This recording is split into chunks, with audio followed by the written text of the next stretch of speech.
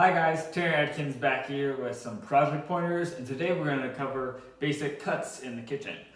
So before we jump into that though, I wanted to cover a few knife basics. Remember, knives are sharp and they can harm people, so always handle knives the safest way possible. The best thing you can do is always have someone else pick up the knife and never point a knife at anyone else. But to jump in today, we're going to first cover the chef's knife. So this is your most common knife in a household to use for cutting up vegetables, meats, that kind of thing. You can see it's longer and then it kind of tapers off in the end. Again, this is the chef's knife and it's one of your most common knives you'll use in the kitchen.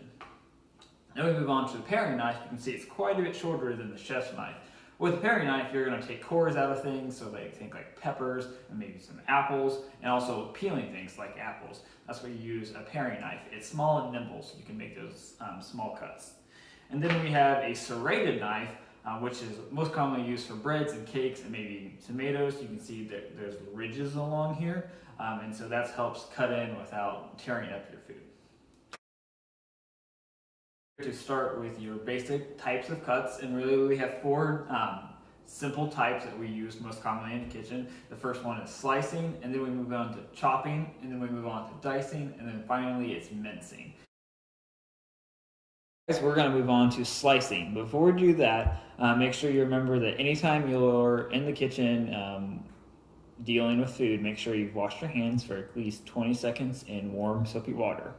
Okay, let's jump in here with slicing. So slicing, we're going to cut into thin, even pieces. And so when we're going to do this, we're going to grasp whatever we're cutting, and then we're make sure we're going to curl our fingers a little bit back so it protects our fingertips.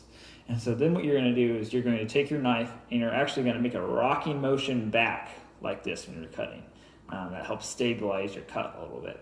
And so what I'm going to do here is I'm going to place my knife up here and kind of see where I'm going to cut. And I'm going to try to make all of my pieces pretty similar in length. And remember to curl your fingers back here.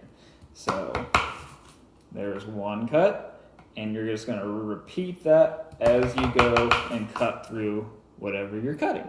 So that's slicing. Now we're going to move on to dicing. And so when we dice things, we're going to cut them into small cubes. Usually the cubes are around 1/4 of an inch in length, but it depends on the kind of recipe you're using. And so follow the directions on how big those are. When we dice things, it helps, all of the dice pieces are pretty uniform, so it helps them cook evenly, and then the smaller you get, the better able the flavor is to come out of each piece. So when we're getting ready to dice, we're going to grasp it just like we have in the past, and we're actually going to start with slicing again here. So set my knife down here and move back, and I'll move along here to do the same with as I was originally with slicing. And so I've got a few pieces here. I'll cut one more. And so I've got 3 pieces here. And then what we're going to do is we're going to actually stack them. And we're going to cut lengthwise down it. So again, rock that back, and about 1/4 of an inch here.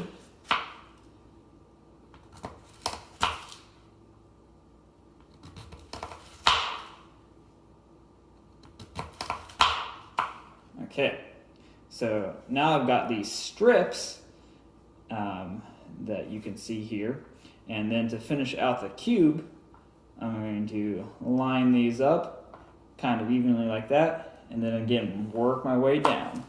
So then when I make this cut, I have cubes of whatever I'm cutting left of.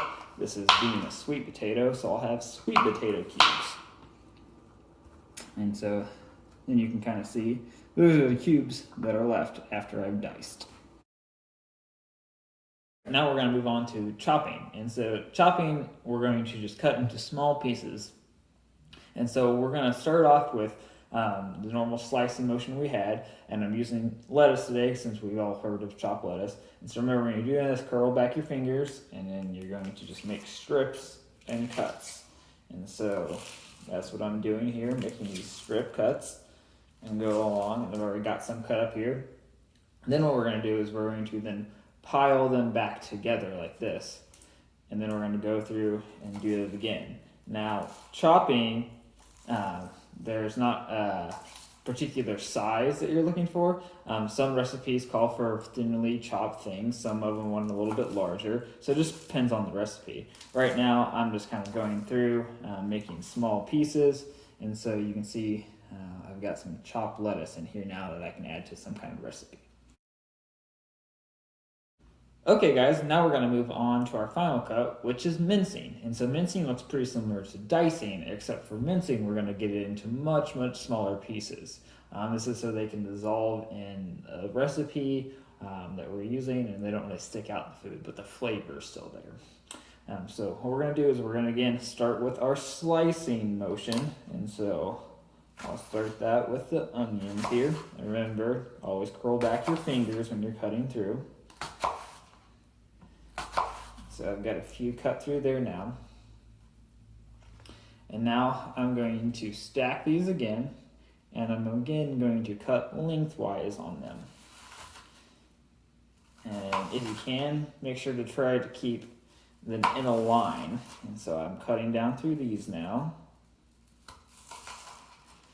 And then I've got strips of them left. And then again, now I'm going to turn them and really start to mince them. So really small cuts here.